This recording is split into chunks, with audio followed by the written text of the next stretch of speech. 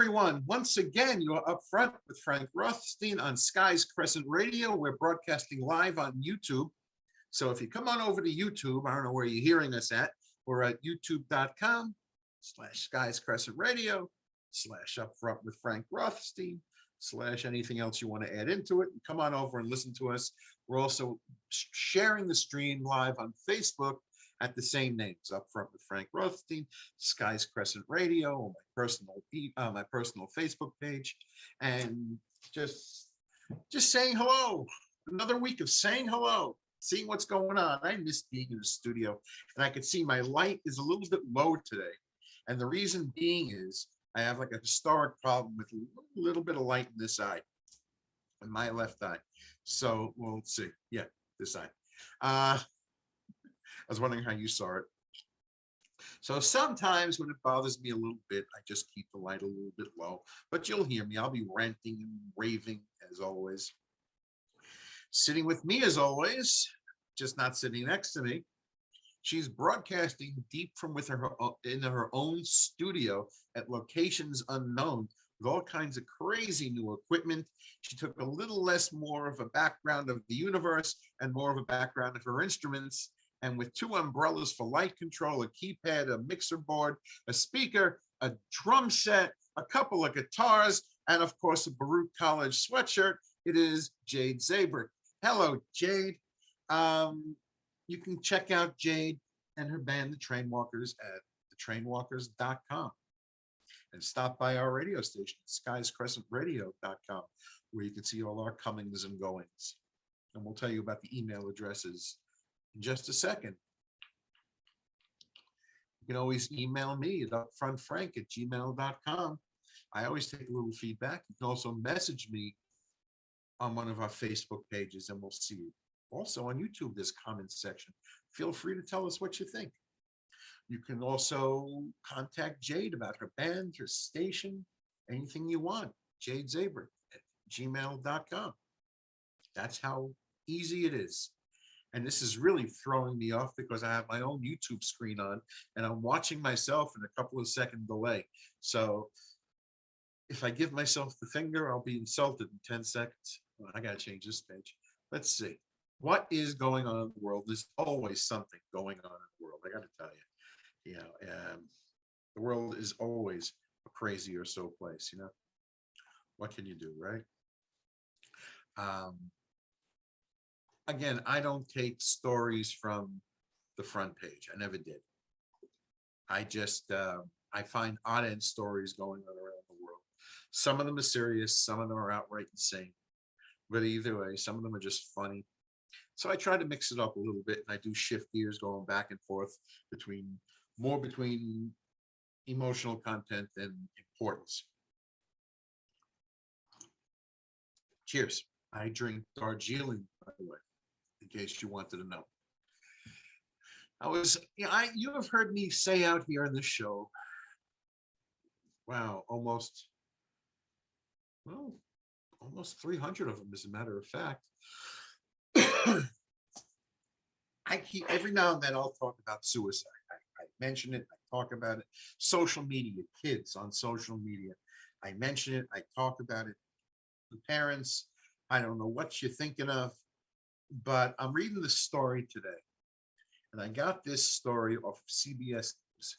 And it says, Mom sues Meta and Snapchat over her daughter's suicide. In case you're not realizing it, Meta, META, is the new parent company of Facebook.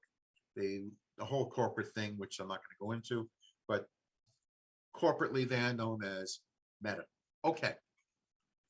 11-year-old girl commits suicide. Why? Well, she killed herself last year. Her mother is suing the parent company Meta and the social media company Snap, alleging that they are responsible for her daughter's death.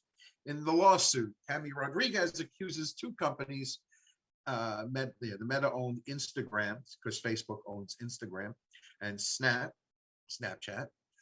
owned messaging app, owner of messaging Snapchat, I'm babbling, of causing her daughter, Selena Rodriguez, to become addicted to what the complaint calls their dangerous and defective social media products. Okay, we're going on with this here. Selena Rodriguez took her own life last July after struggling with the harmful effects of social media. And they the family is from Enfield, Connecticut, and they filed a suit in San Francisco in the federal court. Okay, uh, they're blaming social media for her daughter's death. I have said this so many times.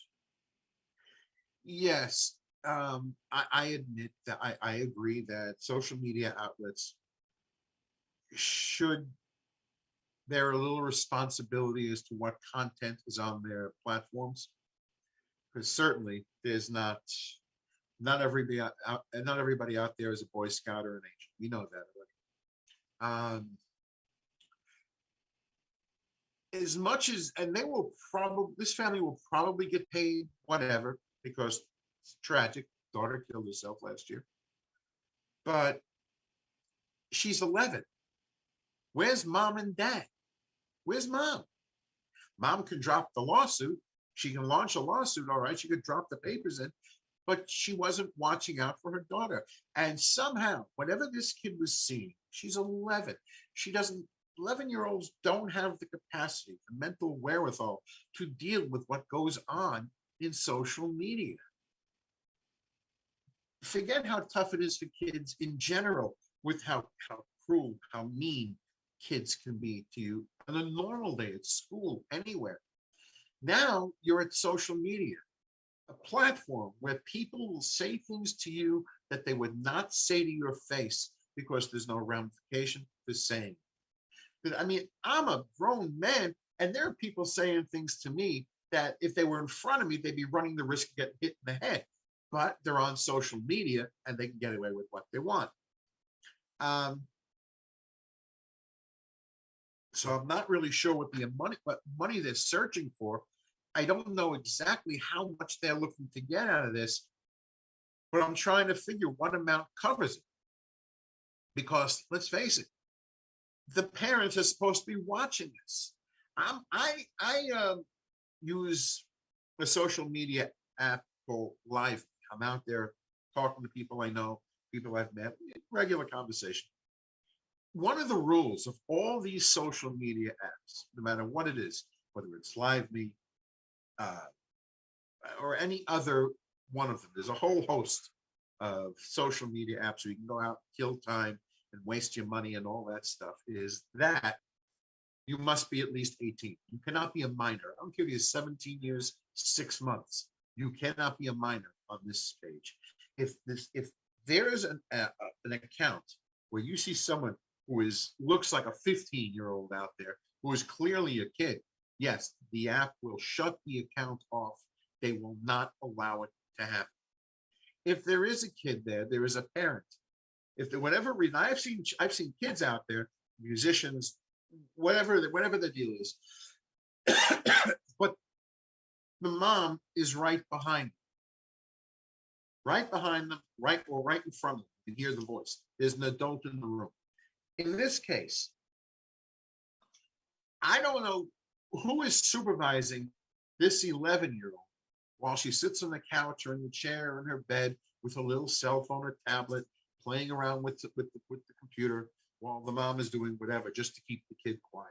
Yes, it is important that a kid knows how to use the devices. It is important that a kid should have social skills. They are not developing it. They're not developing it on social media. It is a warped sense of reality where everyone is perceived or wants to be perceived as perfect, contrived perfection. And it doesn't take much to put a pinhole in that perfection. And adults always have. Matter of fact, if you make mention of, I'm hearing a hissing sound, the heat's coming up, thank you. Adults will block you if you're insulted. Adults will throw you out, get rid of you if you're insulted. I can't imagine what an 11-year-old with their recourse, what their recourse would be. So I mean, we're talking about a kid. Maybe her shirt looks weird. Maybe she's got a pimple. Maybe she's 11. I don't know. Maybe a tooth fell out. Something, anything, and everyone is cruel. People can be cruel. And you can threaten kids very easily. You can make kids believe a lot of things, like where mommy and daddy are. You'll do something if they tell mommy and daddy. And the kids, impressionable, yeah, especially if they're heavy, especially if I don't know, maybe they're what's the best term I can say? 11, 12, let's say a little better than average in physical development. Okay. I guess I'm trying to be as, easy, clean about it as possible. A little maturely built, maybe, if they're not prepared for what will come at them, girl or boy, they're not prepared for what will come out. And parents must keep up with their kids. They must inspect social media.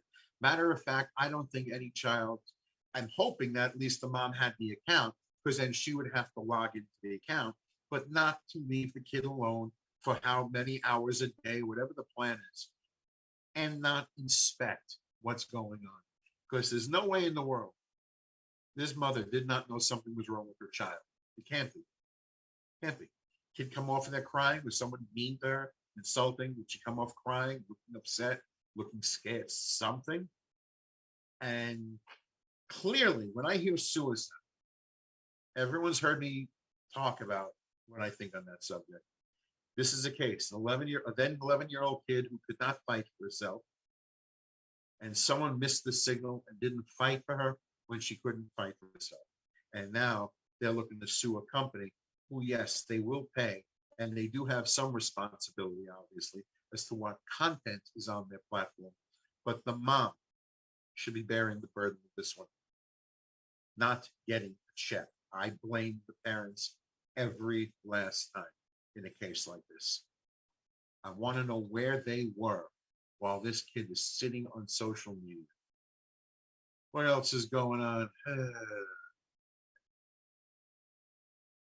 Speaking of social media, speaking of electronics, I was looking at an article today on CBS News. Apple makes something called an AirTag, a little thing about the size of a quarter.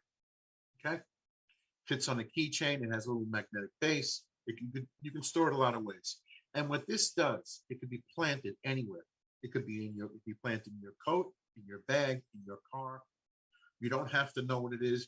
I don't know if anyone remembers what a hideaway key was for your car. If that was before computer technology allowed you to open it up.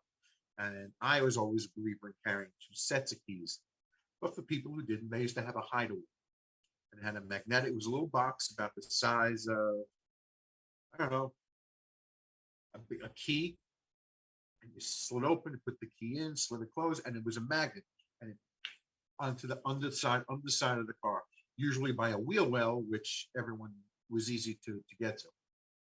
Now you can do this with a device that lets people track you using Bluetooth. People are tracking others using Bluetooth. They got an alert on their phone from Apple saying that they're being tracked. And this means anybody who plants this device in your car knows exactly where you're going at all times. If it's bugging, something is not a new technology. I'm watching this story. A woman got a message from Apple. They told her to go to the police. The police told her to go to Apple. They wound up going to CBS News, helped her out with getting access for an inspection, a thorough inspection. They put it up on a lift. They couldn't find the thing. It's in the car. Everyone figures it's inside the gas tank. Of course, the gas doesn't need it away. It's just there. And she happened to ping it. You know what a ping is? You hit a button, it makes a noise. That's how she knew it was there. If they use the same device, a Bluetooth device for tracking you, and using they're using like a Samsung, not an Apple. They're using a different device. You can't make it ping. You can't make a sound. So you have to figure it out a different way. But as far as Apple goes, yes, people can track you. They track you anywhere you go. They know where you live, where you're going, what you're doing. And the best advice I was listening to with this on CBS was, if you realize you're somewhere, you're at the store, you realize this is going on, first thing you do not do is go home. Do not go home, because now everyone knows exactly where you are. If they didn't know where you lived before, they do now. But this is what technology allows. People need to be monitored. So, new drivers, mom and dad, you know your kid has a new car, make sure someone checks everything out routinely, because 18-year-olds, 19-year-olds don't think about stuff. Me, I'm devious. I think about it. I think sideways. Maybe it's because I'm left-handed. But yeah, this is actually a true thing.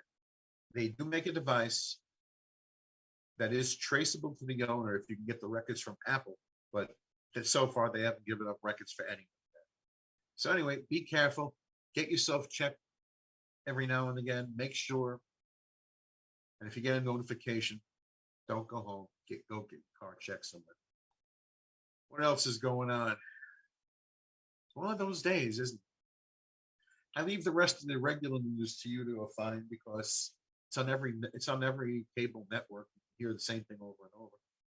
I like this article from NBC News, which was COVID test anxiety has upped the pandemic misery and resurfaced my infertility trauma. Well, a lot of people are getting stressed out over their COVID tests. People go crazy as to buying those little tests. Looks like a box of candy at the movies, a little square box. And people stock up on them. Wherever they want to go, they want to take a test. Their plans now hinge on throwing something in their nose and waiting 10, 15 minutes to find out. It works a lot like a pregnancy test. Swab the nose, it's a machine, wait a few minutes, see what your results are. But people are getting very stressed over it. So I understand, but you gotta start thinking of yourself a little bit. I know other people are concerned. I know everyone's concerned with where they're going and what they're doing, and every airline wants you to test, and certain other places want you to test. But you don't need to test every day. You really don't. You don't even need to test once a week. If you tested once every 2 weeks, if there's a reason to. I haven't tested. Not I have a home test here somewhere. I put it away. I have a home test. I'll I have it here in case I need it for anything, but I have no intention of using it unless there's a reason why. Because why? I have my vaccines, I have my boost. I was already a little sick after or with Thanksgiving, because as the weather changes every year, I go through the same thing, head, sinus, sometimes body ache. That's just the way it is with me. Like a very mild flu. And it lasts 2, 3 days like it did, it goes away. Could it have been Omicron? Yeah, I guess, maybe. But I'm not sweating over it. No one around me got sick, so that's good. So anyway, tell me when I really have to test, and I will. Other than that, you're not going to see me on these lines to buy this stuff. Yes, I did sign up with the government website to get a few free tests. I'll have them sit in the house. Doesn't hurt. They don't take up that much room. It's no thicker than a book, a few of them. And when I get them, I get them. If I don't, that's okay too. But yeah, people are stressing over it. I hope you are not one of them. And again, don't go crazy. All right. There's really not that much you could do about it. Excuse me. There's not that much you can do about it. So, if your hair isn't already gray, don't make it so. At least not over there. Then every now and then I see a story. I was talking about. I can't believe I'm talking about this kid for 2 weeks in a row. Robert F. Kennedy Jr., RFK Jr. got slammed by many because he used Anne Frank's name at anti-vax mandate rally. Okay, Robert Kennedy Jr. is against vaccines. He doesn't like the mandates. He's against me, not against, I don't know about personally getting vaccines. He is against ordering people, requiring others to get it. And what he did was, what this idiot did, he said it was easier for Anne Frank to hide from Nazis than it is for Americans to escape vaccine mandates. And that he said during a rally at National Mall in Washington, D.C. What was it? What else? Even in Hitler's Germany, you can cross into the Alps, into Switzerland. You could hide in an attic like Anne Frank. That's what he's telling you. But today the mechanisms are in place, so nobody can run.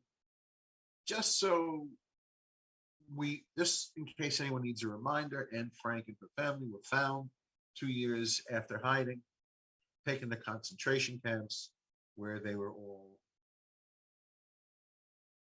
died.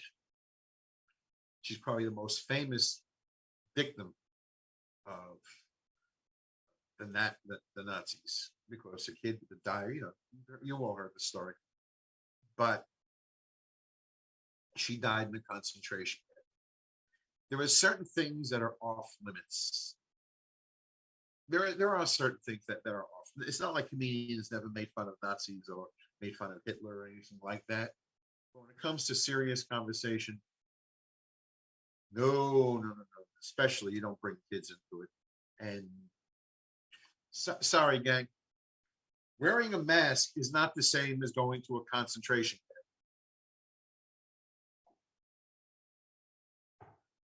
camp. I really don't know how else to top that. It's just not. It's a little different. Let's put it that way. But if Robert Kennedy Jr. wants to know if the mask would help in the concentration camp, he can go into a shower and breathe some Cyclone B and see if the mask helps, if it's a big deal or not. The mask they would have used at that time, yeah, probably would have. But in the case of wearing a mask for COVID or comparing it to a victim of the Nazis is so far on the opposites. Wrong. And it's a good thing for Robert Kennedy. He was never in a concentration camp, obviously, because he probably wouldn't be here to talk about this debate. What else is going on in the world? I'm telling you, I really don't I like dogs and cats much better. Let's get to some ridiculousness to shift gears a little bit, because we always have a gear to shift. Let me see. I'm flicking back to see what Jade's up to. What's Jade doing? What you doing over there, Jade? She's got her eyes in the controls. She's playing with some buttons. I have a feeling she's answering emails or doing something on Facebook. I know Jade. I work with Jade a long time. I know what she's doing. Okay, let's see. Well, you can send me a message. Tell me a joke and type. I'm easy. Once again, we have stories of people on airlines causing planes to turn around because people just don't want to wear a mask.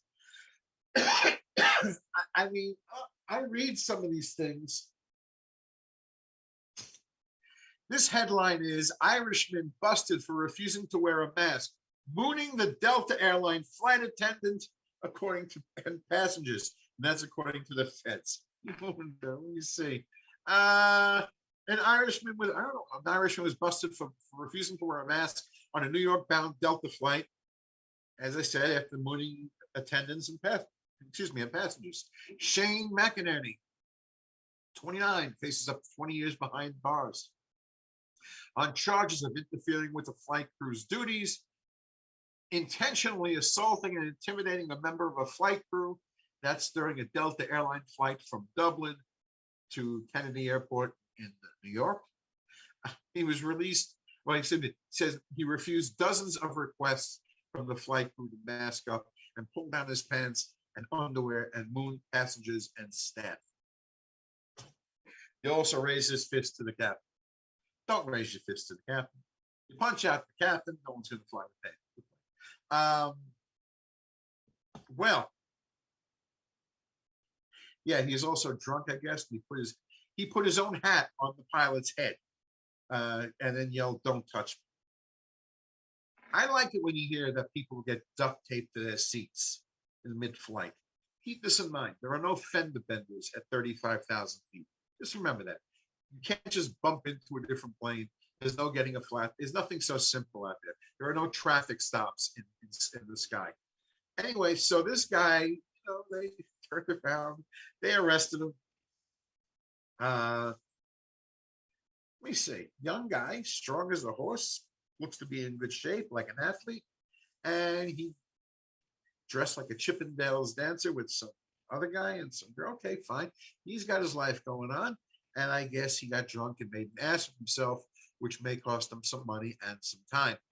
So this idiot did that while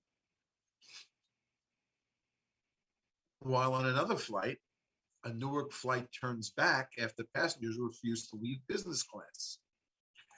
A flight from Newark International Airport to Tel Aviv returned to New Jersey on Thursday after two Israeli passengers helped themselves to upgraded seats on a half-full plane.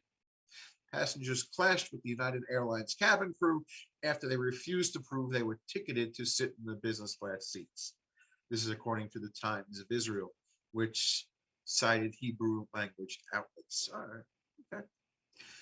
Happened about 90 minutes into the flight after it took off, and the disruptive flyers were arrested when the plane returned to the States. I gotta tell you, people, people.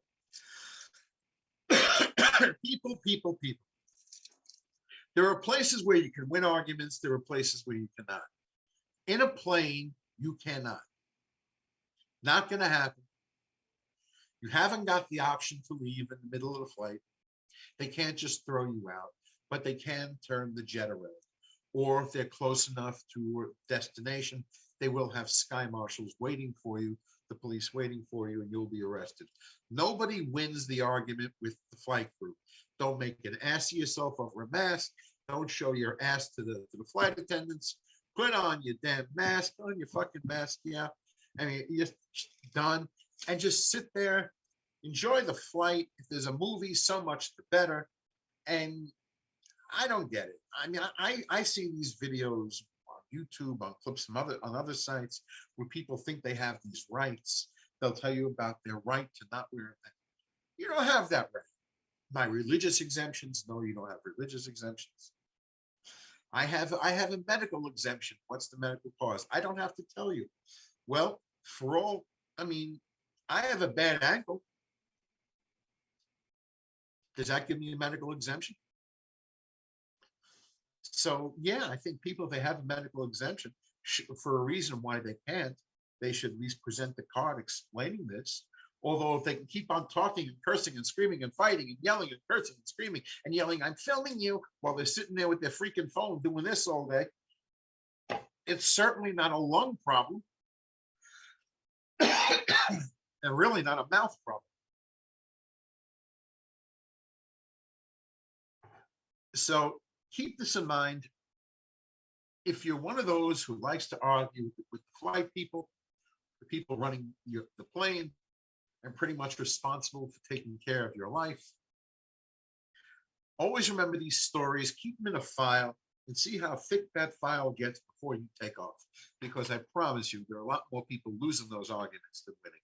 Even if whether they can turn around or not, once the plane touches down, whether it's back at the original airport or at the final destination airport, somebody is greeting you at the gate. That is about as good as I can picture it. Oh man. Oh, and by the way, I felt really bad that Meatloaf died this week or last week. I really did. I was a fan of Meatloaf. I always loved Paradise by the Dashboard Light, some of his other songs. He had some lesser known songs that were really good. He had talent. He really did. And I've been enjoying his music all my life, really. So I feel bad. I really do. Rest in peace to Meatloaf, or Marvin Adaye. That was his real name. So yeah. What else? I was reading a story yesterday, which our new New York City schools chancellor, David Banks is asking every superintendent to reapply for the job. I guess he's restructuring, cleaning up, and seeing where all this money is being spent that's not needed to be spent. Everybody has a job, I guess, but we don't know what. I don't know how good of a job they're doing. It seems like kids are getting dumber every year. But he is definitely asking all the school superintendents to reapply for their job and see how he's going to restructure it. He's he's reimagining, yeah, the school system, how it should work, and all that. Well, anyway, we'll see where that goes. Meantime, if you're a school systems superintendent, get a pen. Then I was laughing. Yeah, I was laughing this week. I could not help it. I could not help it. M&Ms. I don't know if anybody heard, but M&Ms is woke. Yeah, that woke movement is at it now. They got M&Ms, and they're getting a refreshed look. This is a January 20th article. And what they're doing is they're changing the look of the M&Ms. Yes, it still melts in your mouth and not in your hand, but they will be changing their mascots. You've seen them. The little cartoon M&Ms that you see on TV with eyes, and they talk. And some of them have arms and legs, or they have arms and legs in different colors. The green one, I guess, is the most sexual one. And the woman who does the voiceover for that role is happy they're changing, because we need to change. We need to recognize. So the heels on the M&M are gone. They're using sneakers now. Getting an updated look to relate to people, to include, to make everyone feel welcome when they open a pack of candy. And yes, yeah, fresh, modern take on their style. More nuanced personalities to underscore the importance of self-expression and power of community through storytelling. It's an M&M. It's an M&M. Open the bag, pop it in your mouth, and be done with it. Not my favorite candy of all, by the way. But they do come in handy. They do come in handy. Being a diabetic, it's always important when, especially if I'm alone, that like I'm driving somewhere where there's nothing near me, that if my sugar should drop, I usually grab some chocolate or orange juice. M&Ms are perfect to keep. And the reason being is, it's true, they do not melt in your hands. They do not melt anywhere unless you put them under super heat. So it could sit in your bag, in your pocket forever, and they're still just M&Ms. So yeah, I could pop them in and they look like a pill. You know what they look like. But I don't know who's concerned about this. If a green M&M wears heels or not.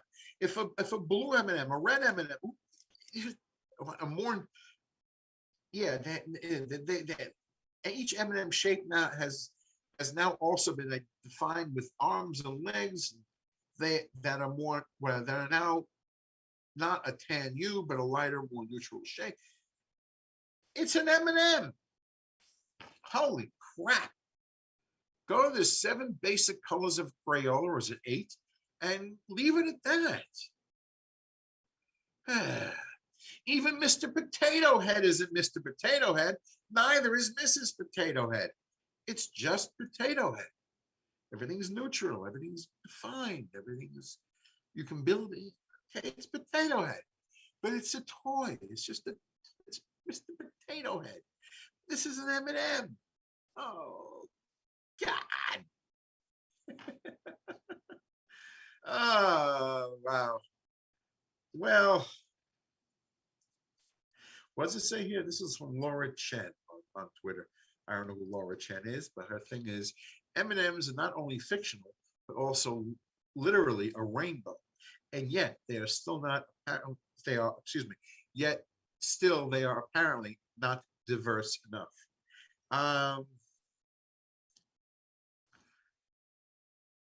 You want to have inclusive with M&Ms, should be more inclusive. Want more inclusivity with M&Ms? Everyone take a mouthful, start chewing them, and then go at the same time. I promise you, it all looks the same in your mouth. I'm telling you, they're annoying me. M&M's.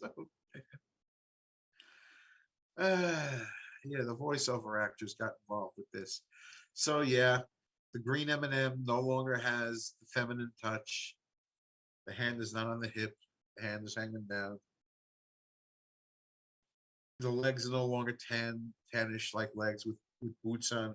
Now it's all limbs are all white, no longer a flesh color. Okay, with sneakers on. Okay, I'm looking at this. Um, yeah, like I said, people need to do other things. Yeah, do other things. What's this woman doing? What's her story over here? I got this story from the 18th last week. A Playboy model says she's too beautiful for love. Men are scared to date me. And what's her name here? Playboy model claims she's okay. She's claiming she's so centerfold, sexy she cannot get a date. Elizabeth Marie Chevalier has found it impossible to find suitors. Well, I'm looking at her, and yes, there are men who were intimidated by beautiful women. Uh, she appeared in Maxim and Playboy, and Elizabeth is 5'10". Yes, she is quite attractive, but she's 5'10". She has physical presence. Okay. Um, she's saying she's very sweet, very fun loving, and can't get a date. Well, maybe she should stop. Maybe she should stop what she's doing and shop in a different part of the store. I don't know where she's looking, but I have a hard time figuring out how some guys are trying to find their way into her life. But okay, she can't get a date. It's terrible. Oh man. Good luck, Liz. I'm telling you, when I read these stories, no wonder I get dry mouth and drink some water and tea in the middle of the show. Some of this stuff is nonsense, but I like reading nonsense. I was reading a thing on Facebook. This came out of the Microsoft news thing. And this was a piece called History's Most Notorious Lies, Hoaxes, and Deceptions. Just a piece. One of the biggest deceptions in music, especially, was in the late 80s and 1990s. It was Milli Vanilli. Two guys who became a #1 top act. They never really sang a song. One of them could sing, but they were pretty much lip syncing, and they were caught on stage for doing it. I'm not taking every one of these stories, but one of them, which I am familiar with because, well, I heard it from my parents, my grandparents. Oh, they included the Loch Ness Monster. Okay, that's a big hoax. Lies. Well, Bill Clinton in the White House. Yeah, okay. But there was one story I remember my parents telling me, that was War of the Worlds. War of the Worlds is one of the most famous. Well, they're using the word hoax, but if you wanted to pull it over on everybody, this is it. This was done in 1938 on what was called the Mercury Theater on the air. That was part of CBS radio program. 1938, no one had televisions. You had you had radio. The family would gather around for all the shows that were on, the news broadcast, the shows, whatever it was. The then young and still, and probably maybe as he's making it big, Orson Welles, he was performing an adaptation of H.G. Wells' novel, The War of the Worlds.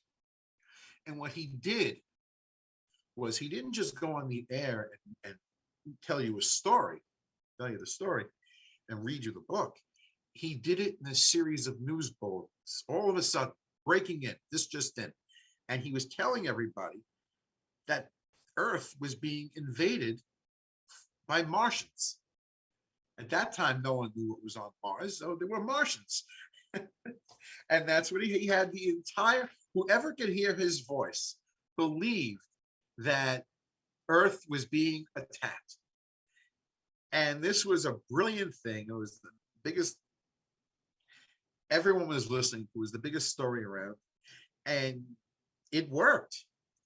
I don't know that you could pull something off like this now with, I mean, everything's on the internet. You can find out something anywhere. But at the time, everything is focused on one outlet, the radio.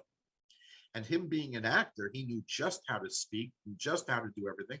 And he kept giving these bulletins in terms of how the story progressed. And then at the end, the punchline, he gave the punchline of was, it's not true. But he had everybody going that the world, the earth was being attacked from Martians. And that was to me brilliant. He was also the Shadow.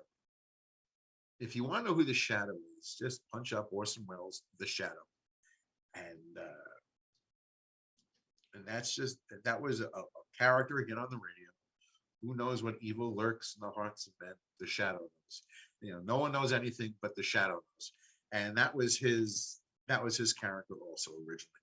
But this here was the biggest thing that could be going on, terrorizing everybody everywhere. And it worked very, very well. Yeah, we're coming up. Wow, time is flying here. Well, I like that story. I do. By the way, how do we get people to go to the movies now? Well, this is from January 20th. I got this on The Gothamist. In New York, soon movie theaters will have beer and wine. Yep. Beer and wine. So if you're nervous about going to the movies, worried about COVID, got to wear a mask? Well, no, just take a shot. Cheers. And yeah, beer and wine in the movie theaters. Not sure exactly when this is starting in. 3-member state liquor authority unanimously approved the request. And this will take a little while, obviously, for them to get all their permits on hand and stock. And just remember that when you have drinking, you have to have people who can handle it when 2 drunk people get into a problem out there in the theater because they're getting into a fight. So along with having alcohol comes the problems with alcohol. Not whether you get a glass and you're drinking, but you never know.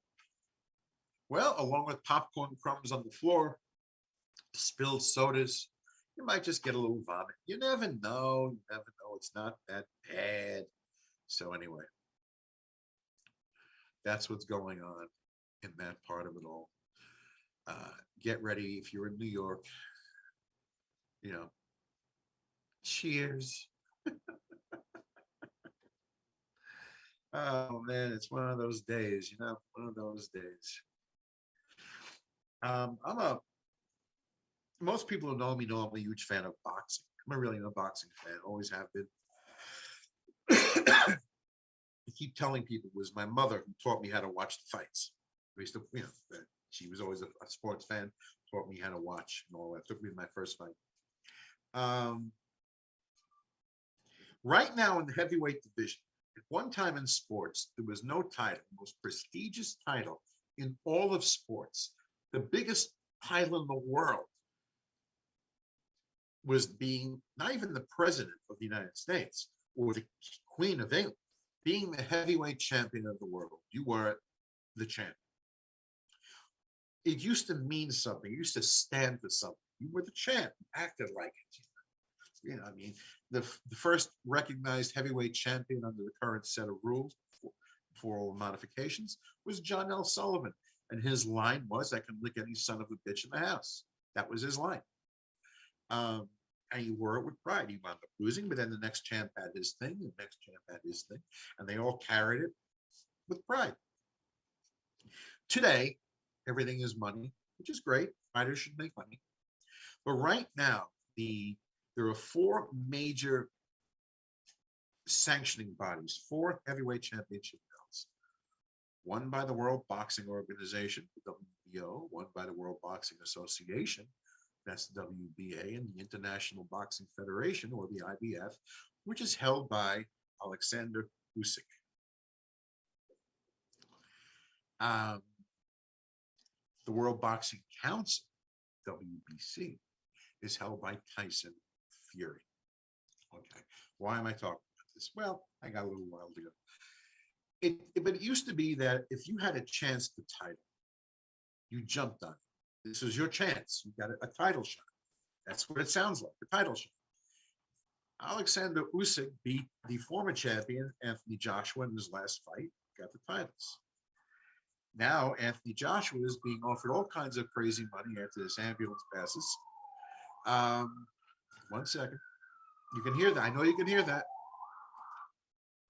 It's either that or it's my pizza being delivered. One or the other. Is that my dinner? Okay. The trendy thing now is in sports, especially in boxing, who can we pay to step aside to make the big fight?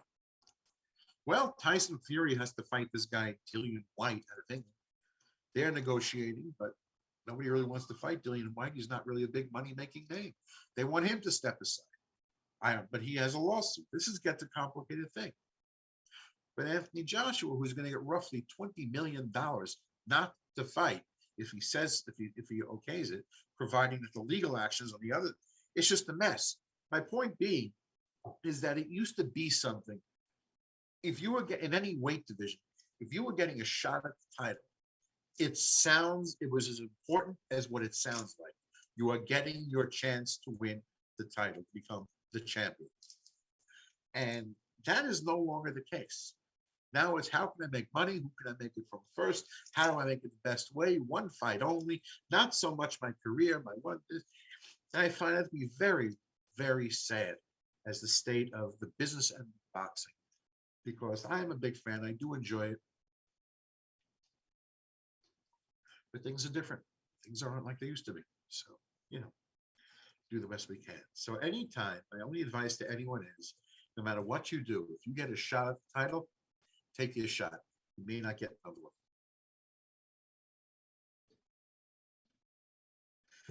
What else? It's been a good week, I guess. Still battling the weight, still doing that. Still doing everything I'm supposed to be doing. Although I am hung up on this one little number and weight, which I keep going back to. I don't know why, but it's the way it is. I'll get it. But in the meantime, got my new jeans in. I'm a size smaller. I'm happy. Still got all the other things going on. Still doing this show. I got to check to see how many shows we got under our belt here.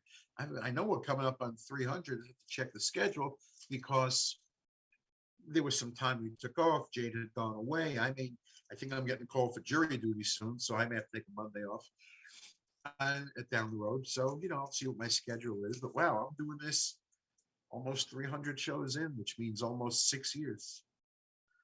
Wow, that's a long time. And as I'm sitting here for the last year, I'm watching the evolution of Jade's studio. Maybe I'll rent some time in there and sing a song. That's what I tell people. I'm going along and I'm singing my song. I'm glad that everybody who sent in a little message of confidence when we moved to YouTube for live broadcast. Thank you. I enjoy it. Gets me a couple more views. We're not getting millions and millions, but I've always said I don't know how many people are really listening. I go with it could be 2, it could be 200,000. If you're on this end of the thing, if you're doing this, I didn't bring my microphone over, but hopefully I'm loud enough. If you're doing this, you have to think everyone's listening. Otherwise, you're wasting your time. It can't be, well, I'm talking to a couple. You are talking. Your mindset has to be, I'm talking to everybody. And that's how I perceive it. That's how I proceed. So even though my studio is not so fancy, even though I don't come with the big money of all these other outlets that do these things, I'm telling you things as I see it. We are not under FCC regulations, so I may curse once in a while, but I don't go crazy doing it. But my points of view on certain things. Politics, I'm sort of neutral. It's a case-by-case decision. Sports, well, I got the Mets. In a couple of months, I get to suffer again with the Mets. Although this year so far, if you take a future bet, I don't know if you know what futures are. It means you can bet today for who's going to win the World Series. Last I checked, the Mets were only 11-1. They're actually at least a betting contender to win. So I got something to root for this year. Let's go Mets. And I'm watching football. Oh, I think the defensive coordinator for the Tampa Bay Buccaneers should be fired because of look what happened in yesterday's game. Tom Brady did it, and his defense let him down. And everything else is going pretty good and pretty much the same. So I guess we'll leave it here. I thank everybody for tuning in. Hopefully, we're saying something that you like. Sorry if it's a little bit dark, but again, this eye gets a little bit iffy with lamp light once it gets light out. It gets dark out because my light is right in front of me, so it throws me off. But next week it'll be better. In that case, everyone have a great week. I will see you next time. Okay.